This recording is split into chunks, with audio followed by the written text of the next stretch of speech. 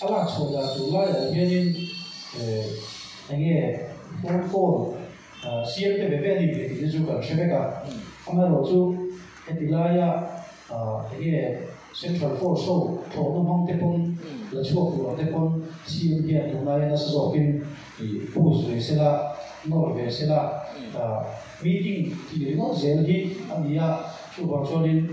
duai chorin kan nan no to lo se so ka gen se ta te hi chuan hi asia the bai pakat ma tu nei ki dai zin lai tam thang in pala bi te bi pe chu kan la chok pe lo dia chu no chan pu ta na hen lam lo ho dei chu le ma wi te ro de in pala lo da chuan tu na hen sam rai fu ba ma ba chu wa chuan ka tiang kan area ve kan ni wangin har sam na ki le chu lo lo ni ma ya chu wa chuan han hala ko ka le lo chu chan pu ta na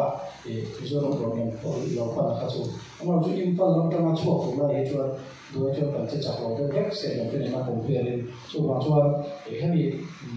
cái một phải đấm đấm như thế nào hay indigo thì có anh giá thì là anh kia mà rồi chú anh biết cái này là ta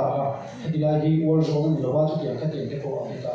chú vào cho anh cần sẽ cái tiền mấy mấy ai cho nên tụ ai nó rõ kia nên cần xem kia anh tụ cái cho nên cần xem cái có hi hàn thuốc thuộc về sẽ là thì cái có tập cái con xem đó cả nó tụ cái chú ông sư đó chú vào cho nên thì khi này sẽ lại cái bộ ở cổ cũng thì mà nào thì cái này là cho nên anh cho anh đi ra tới đầu cái tập công ty tập công mấy cái này là tôi thấy mình sợ cái chuyện khác anh mình sợ rồi cái một cái tập cũng là cho rồi có kia là có cần xét xin nào khác hơn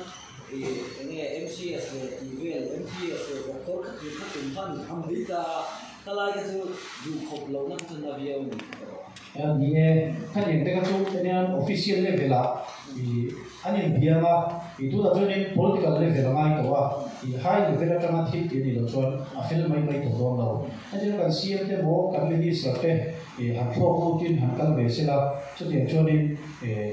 cái lại là bộ lót thích là viên Manipur sở cá nhưng mà central sở cá còn về thì nó tụ lại và làm military force thì là mà không xỉu đâu thì ai cho cái gì là cần rắn để cho cần xuôi tụ tên military sở tên đi nó chỉ military sở tên anh thọ luôn tên này cho anh một lúc nào anh mà đi lâu protect lại cái gì thì anh xem lâu anh mà đi lâu về hiện nay khác anh một lúc nào đi đâu là bằng khang chú bị luôn cái bộ cho nên thì các sẽ làm cái này comparing